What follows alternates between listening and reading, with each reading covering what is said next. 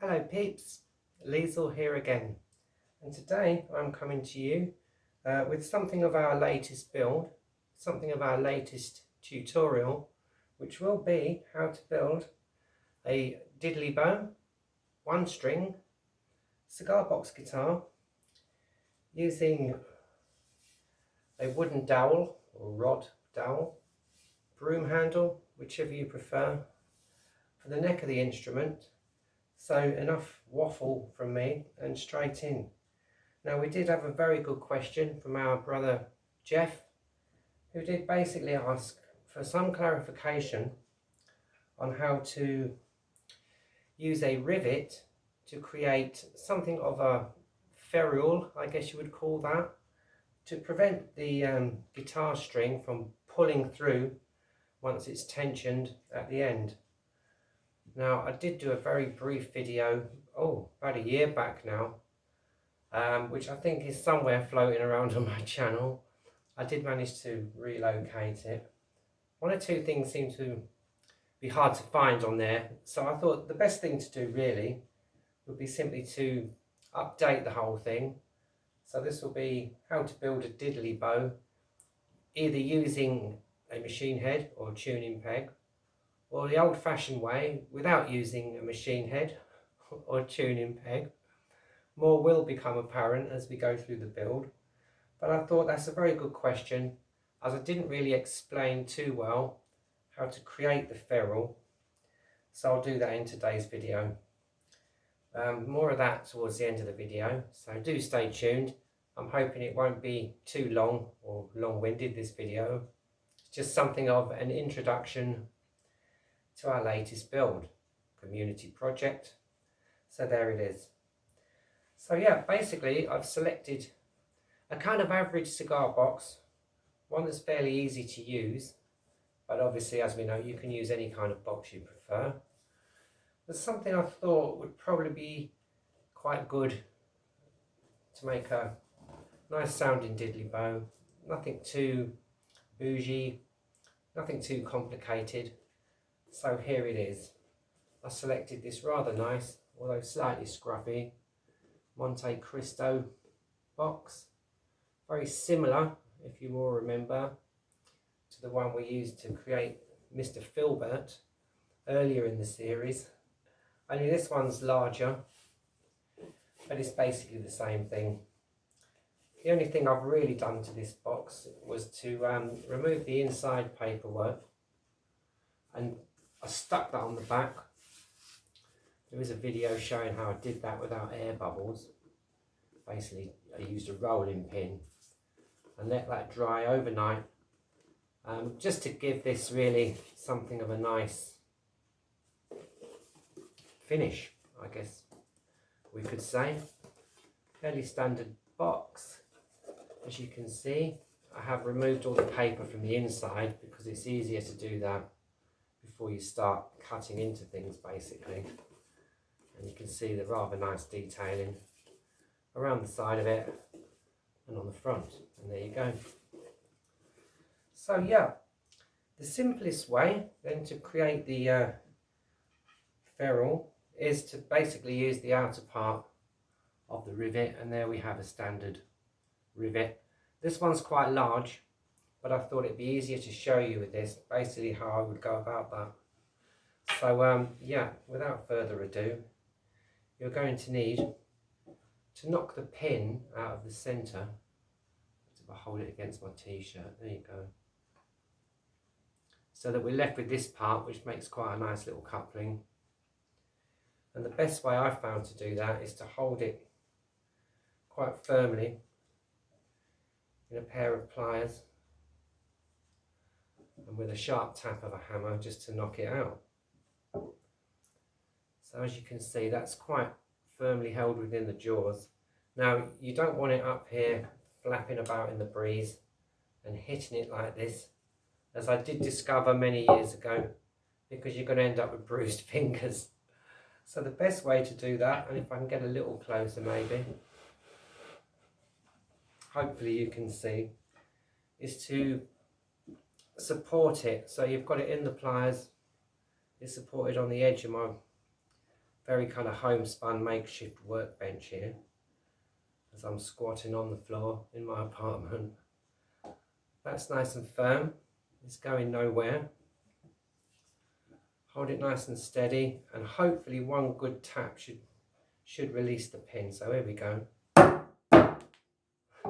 2 taps because I hit the bench first, hence you don't want it flapping about in the breeze. But you can now see that we're left with this rather nice little grommet or ferrule. Yeah, then it's basically just a case of drilling a hole in the end of your pole or your piece of broom handle or whatever.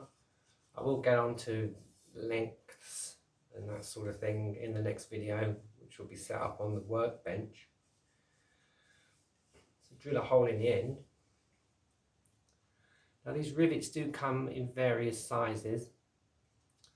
Again, more on that when we go into the build, because I'll show you a couple of ways I like to go about these. And then quite simply, once you've drilled the hole, just glue that into the end, making sure you don't get glue inside the hole there. And the string will come up through there from the back. Well, in fact, that will be the back, so the string will go in there. Come up through the other side. You can see there's a slightly different little grommet in there. But again, I'll get onto that in a moment. And once it's across the bridge and across the nut, then we'll have our familiar instrument all nicely strung and ready to play. So really it's as simple as that, and I will show us this again when I go on to the build, hopefully tomorrow. Moving on to the neck, I did go slightly out of town this week, well, because there is a very good hardware shop a few miles from here, and I managed to buy this, which is actually a broom handle, but it's hardwood, which is very nice. Quite often these are kind of spruce, pine. That's fine. They can bend slightly depending on the density of the wood, and that kind of depends really on how expensive or inexpensive the broom handle is. Now you can use ordinary rod dowel, yeah, which would be very nice. But I did find that a piece of dowel this long was something like 15 quid, whereas this was a £5 for exactly the same thing. In fact, I think this is actually slightly better wood than the dowel that I saw in the local hardware shop, which was somewhat limited for length. So to buy a metre of it, or about a yard, was quite expensive. So this was a third of the price. It's very nice, it's nice and straight. Yeah, there's plenty of it, so like we've got plenty of length here. And again, I will move on to that in the next video, or the next couple of videos, where we will discover how to make a complete diddley bow quite easily for not too much cost. So that's the idea in any case. And that's basically it really for this very brief video. I don't think there's a lot more to mention on this. So yeah, neck for a £5. The box I got in a Lucky Dip job lot, so I think that cost me about 3 quid. So I would say the whole lot would probably come in at around £10, €10, about 8 quid if you're in the UK. And hopefully we'll have something quite nice. I will discuss all aspects of building one of these. So we'll build a basic one first, and then elaborate on it using, you know, piezo pickup, fitting a machine head tuning peg, that sort of thing, just so we've got something a little bit more practical, a bit more playable, and a lot more fun. So there it is. That's it really for this very brief video. Hopefully sometime tomorrow we will have the first stage of the build uploaded to YouTube.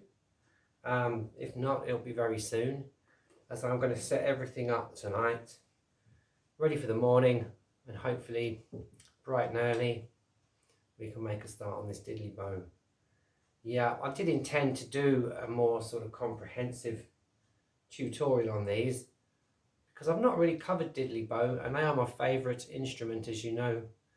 And yes, I'm overwhelmed, you know, at the popularity of diddley bows. As you know, this is one of my big missions to spread the popularity of this, yeah, often called the grandfather of the blues instrument, the diddley bow.